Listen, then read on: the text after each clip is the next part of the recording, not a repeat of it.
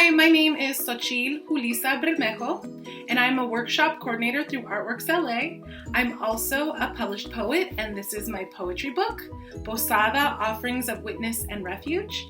It was published in 2016, and it's about my family immigrating from Mexico to California and what's been happening over the last few years at the Arizona-Mexico border. April is National Poetry Month, and people celebrate this by writing a poem a day for every day in April. So that's 30 poems in 30 days. And it's a pretty tough thing to do.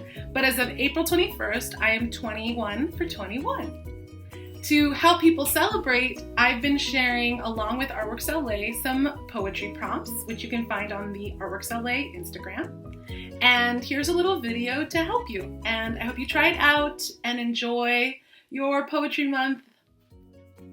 It's said that we fear what we don't know. Write a poem where you interview something that scares you, such as spiders, ghosts, or illness. What are the things you want to know? Start by making a short list of things you're afraid of. These fears can be physical, like snakes, planes, or ocean water. Or they could also be emotional, like the fear of being alone, failing school, or getting sick. Next, choose one of those fears to invite into a conversation. Do this by sitting somewhere with a pen and paper in your lap. Take a moment to sit quietly, listening to your breathing. When you're ready, ask a question out loud and then listen for an answer. Be sure to write down whatever comes to your mind. Your poem can be the questions, the answers, or both. If you find you can't focus because of too many distractions, try the same process, but instead of speaking to a fear, speak to your frustration. This might feel a little strange, but maybe if I share where the prompt came from, it will help you give it a try.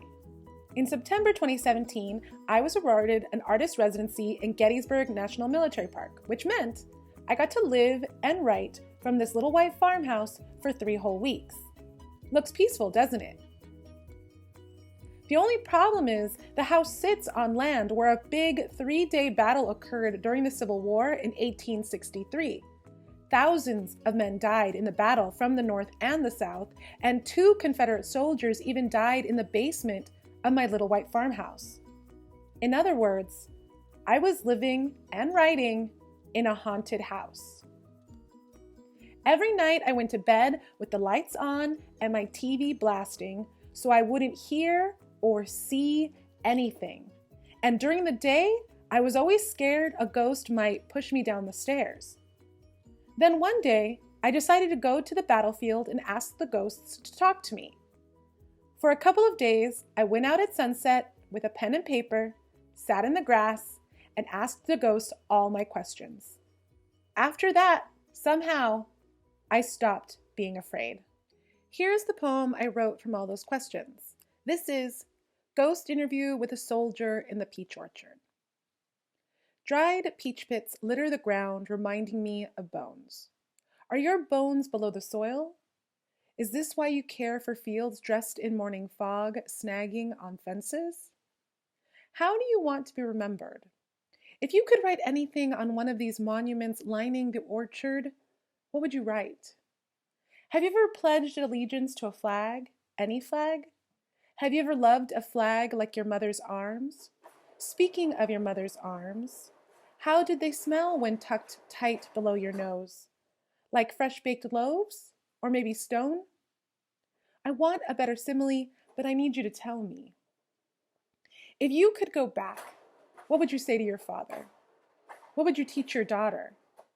I still hope to have a child, so consider this advice. In your final moments, whom do you think of? Did you write this someone love letters home with sign-offs like, I wait to hold you, and forever yours? I sit below a tree, alone at twilight because I'm always alone and afraid. Are you here with me?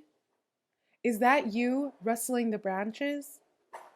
I tell you, I'm done with being afraid. Do you hate war?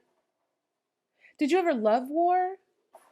Am I totally off? And is war, like God, unknown, all around, a mystery too big to understand?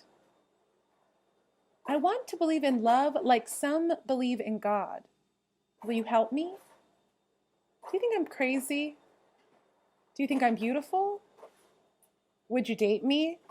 Don't answer that. What can I say? I talk too much when I'm anxious. Please tell me a question exists that will help us both let go. Even though we are living in a scary time, there's also an opportunity to listen and learn from what we fear. I hope you give it a try. Invite your fear into conversation and see what happens. Bye.